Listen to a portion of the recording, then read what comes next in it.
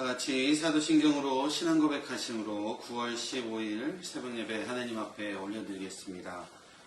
전능하사 천지를 만드신 하나님 아버지를 내가 믿사오며 그 외아들 우리 주 예수 그리스도를 믿사오니 이는 성령으로 잉태하사 동정녀 마리아에게 나시고 본디오 빌라도에게 고난을 받으사 십자가에 못 박혀 죽으시고 장사한 지 사흘 만에 죽은 자 가운데서 다시 살아나시며 하늘에 오르사 전능하신 하나님 우편에 앉아 계시다가 저리로서 산자와 죽은 자를 심판하러 오시리라. 성령을 믿사오며 거룩한 공회와 성도가 서로 교통하는 것과 죄를 사하여 주시는 것과 몸이 다시 사는 것과 영원히 사는 것을 믿사옵나이다. 아멘. 다같이 찬송가 263장 찬송가 263장 찬양하겠습니다. 이 세상 엄하고 나 비록 약하나 늘 기도 힘쓰면 큰 권능 얻겠네. 주의 은혜로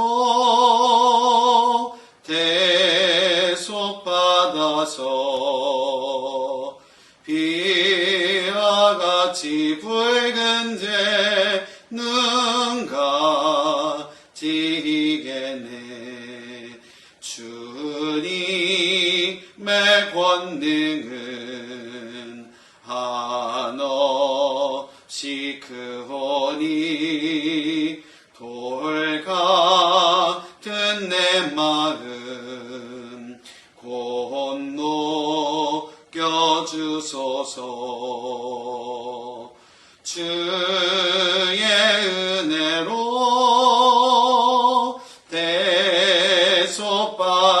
대속받아서 피와 같이 붉은 죄 눈 가지겠네. 내 마음이 약하여 늘 넘어지오니 주 예수 힘주사 굳세게 하소서. 주의 은혜로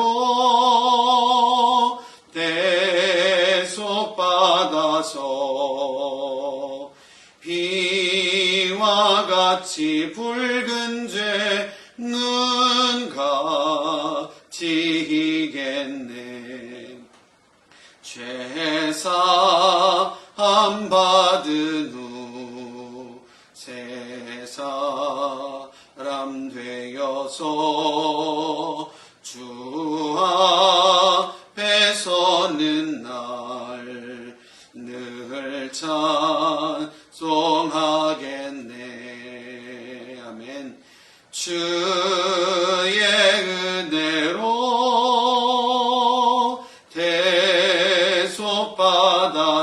대속받아서 피와 같이 붉은 죄 눈 가지겠네. 후렴입니다. 주의 은혜로 주의 은혜로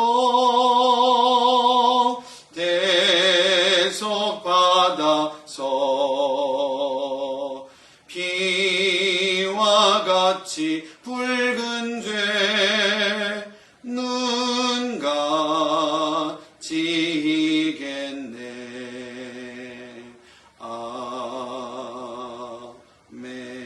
아멘. 아멘. 함께 본 하나님의 말씀 사사기 19장 16절로 30절까지 보도록 하겠습니다. 사사기 19장 16절로 30절까지 제가 받들어 봉독하겠습니다. 저녁 때에 한 노인이 밭에서 일하다가 돌아오니 그 사람은 본래 에브라임 산지 사람으로서 기브아에 거류하는 자요. 그곳 사람은 베냐민 자손이더라. 노인이 눈을 들어 성읍 넓은 거리에 나그네가 있는 것을 본지라. 노인이 묻되 그대는 어디로 가며 어디서 왔느냐 하니 그가 그에게 이르되 우리는 유다 베들레헴에서 에브라임 산지 구석으로 가나이다. 나는 그곳 사람으로서 유다 베들레헴에 갔다가 이제 여호와의 집으로 가는 중인데 나를 자기 집으로 영접하는 사람이 없나이다. 우리에게는 나귀들에게 먹일 집과 여물이 있고 나와 당신의 여종과 당신의 종인 우리들과 함께한 청년에게 먹을 양식과 포도주가 있어 무엇이든지 부족함이 없나이다 하는지라.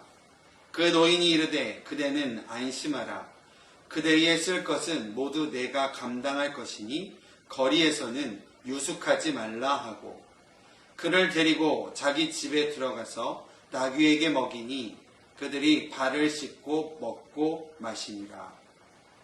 그들이 마음을 즐겁게 할 때에 그 성읍의 불량배들이 그 집을 에워싸고 문을 두들기며 집주인 노인에게 말하여 이르되 내 집에 들어온 사람을 끌어내라. 우리가 그와 관계하리라 하니 집주인 그 사람이 그들에게로 나와서 이르되 아니라 내 형제들아 청하노니 이 같은 악행을 저지르지 말라. 이 사람이 내 집에 들어왔으니 이런 망령된 일을 행하지 말라. 보라 여기 내 처녀 딸과 이 사람의 첩이 있은즉 내가 그들을 끌어내리니 너희가 그들을 욕보이든지 너희 눈에 좋은 대로 행하되 오직 이 사람에게는 이런 망령된 일을 행하지 말라 하나 무리가 듣지 아니하므로 그 사람이 자기 첩을 붙잡아 그들에게 밖으로 끌어내며 그들이 그 여자와 관계하였고 밤새도록 그 여자를 능욕하다가 새벽 미명에 놓은지라. 동틀 때에 여인이 자기의 주인이 있는 그 사람의 집문에 이르러 엎드려져 밟기까지 거기 엎드려져 있더라. 그의 주인이 일찍이 일어나 집문을 열고 떠나고자 하더니 그 여인이 집문에 엎드려져 있고 그의 두 손이 문지방에 있는 것을 보고 그에게 이르되 일어나라 우리가 떠나가자 하나 아무 대답이 없는지라. 이에 그의 시체를 나귀에 싣고 행하여 자기 곳에 돌아가서 그 집에 이르러서는 칼을 가지고 자기 첩에 시체를 거두어 그 마디를 찍어 12덩이에 나누고 그것을 이스라엘 사방에 두루 보내매 그것을 보는 자가 다 이르되 이스라엘 자손이 애굽 땅에서 올라온 날부터 오늘까지 이런 일은 일어나지도 아니하였고 보지도 못하였도다. 이 일을 생각하고 상의한 후에 말하자 하니라. 아멘. 앞서 말씀드린 대로 레위인 일행에게 친절을 베푼 사람은 아무도 없었습니다. 오늘 본문에 보면 그곳 출신이 아닌 베냐민 자손이 아닌 에브라임 출신인 한 노인뿐이었다라는 겁니다.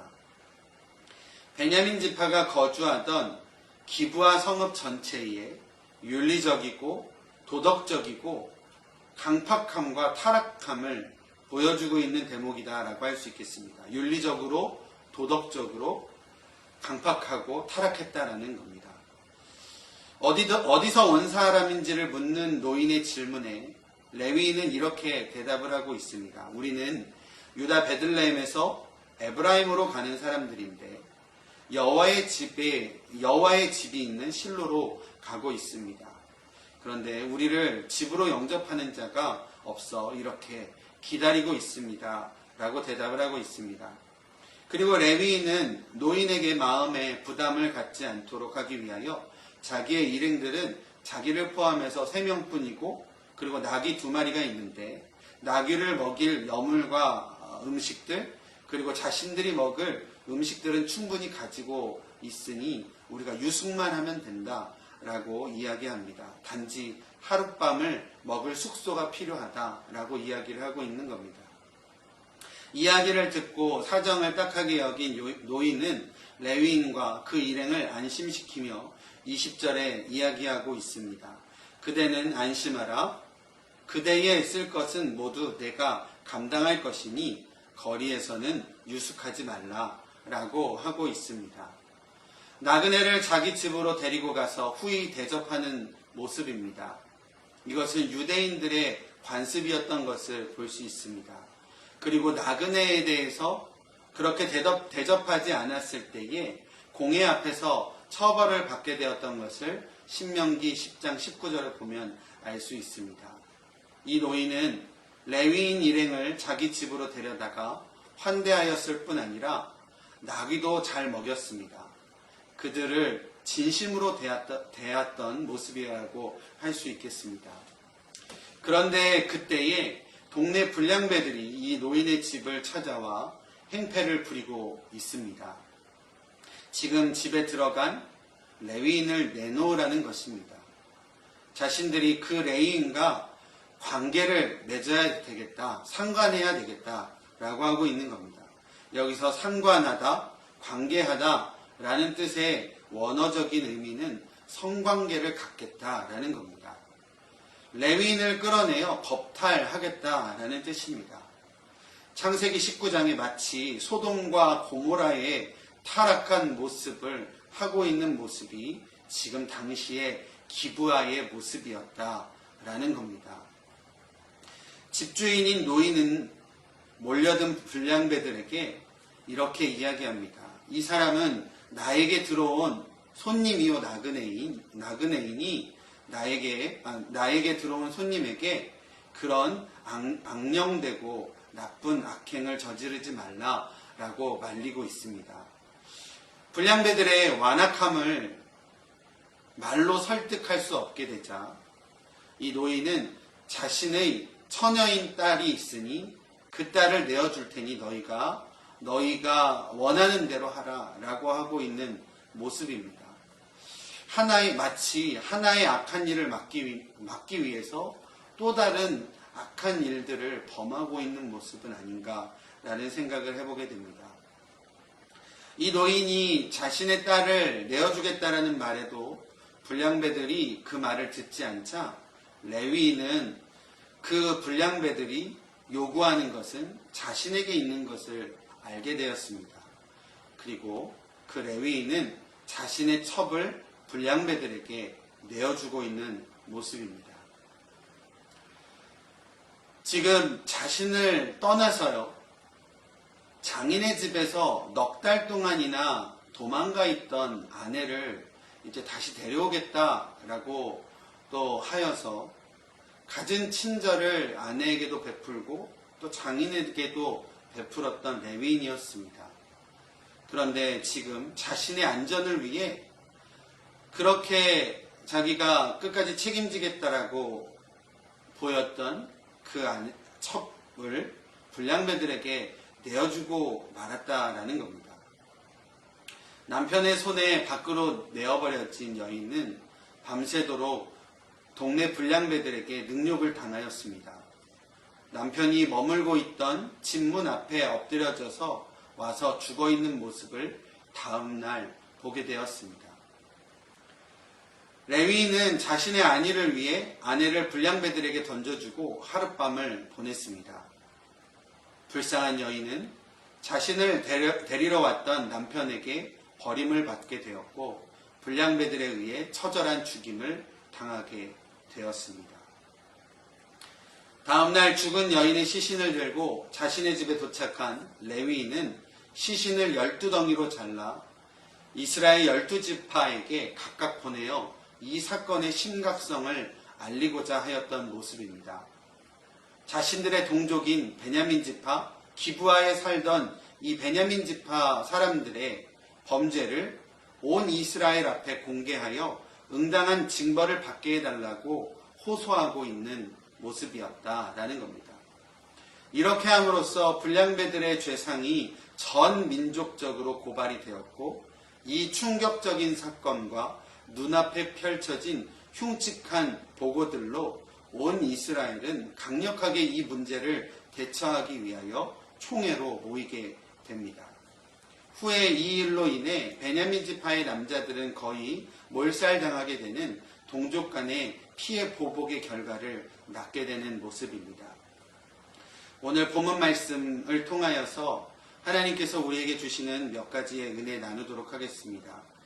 첫 번째는 노인이 보인 호의의 모습을 통해서 우리가 은혜 나눌 수 있는 것은, 먼저 레위 일행에게 호의를 베푼 노인의 모습은 참 소중하고 귀한 일임은 분명합니다. 신명기에 나오는 율법에 비추어 보아도 유대인들의 관습적으로 선한 모습이었다라는 겁니다. 성경에 보면 일행을 자신의 집에 들여서 그들의 발을 씻도록 하고 음식을 먹게 하고 나귀에게도 먹을 것을 주었던 모습은 진심으로 나그네를 섬기는 사랑의 모습이었다라는 겁니다.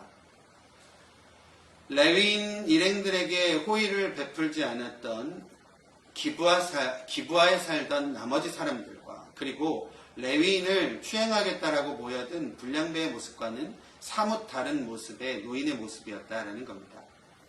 그러나 그런 노인에게조차 우리는 오늘날 이해할 수 없는 행동을 보게 됩니다. 아까도 말씀드렸지만 마치 창세기 19장 모습처럼 소돔과 고모라에서의 롯과 같이 손님인 레위인을 보호하기 위해서 자기의 결혼하지도 않은 딸과 레위인의 첩을 내어주겠다라고 하는 노인의 제안은 오늘날로서는 우리가 도저히 이해되지 않는 내용이다라는 겁니다. 자신에게 들어온 손님을 극진히 대접하는 것, 관습상 손님을 지키기 위하여 아무런 이유 없는 자신의 딸을 불량배들에게 내어주려고 하는 모습은 아무리 당시 가부장적인 시대였다라고 하더라도 쉽게 이해가 되지 않는 내용이다라는 겁니다. 아마도 자신의 명예를 지키기 위한 처사가 아니었을까 생각을 해보게 됩니다.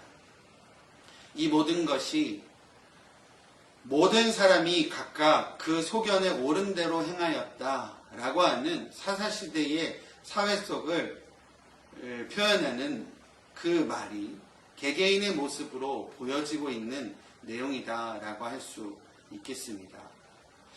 이러한 상황에서 과연 하나님의 원하심은 무엇이었을까 우리가 생각하게 되어지는 본문의 내용이다라는 겁니다. 두 번째로 자기를 위한 행동들이 가득했던 내용들입니다. 레위인도 사태의 심각성을 깨닫고 자신의 첩을 그들에게 내어주고 마는 모습이었다라는 겁니다.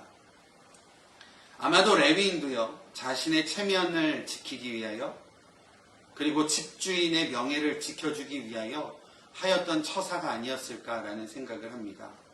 결론적으로 자기가 살자고, 자기 생명 지키자고 자신의 아내를 희생시킨 이기적이고 비인간적인 행동이었다라는 겁니다.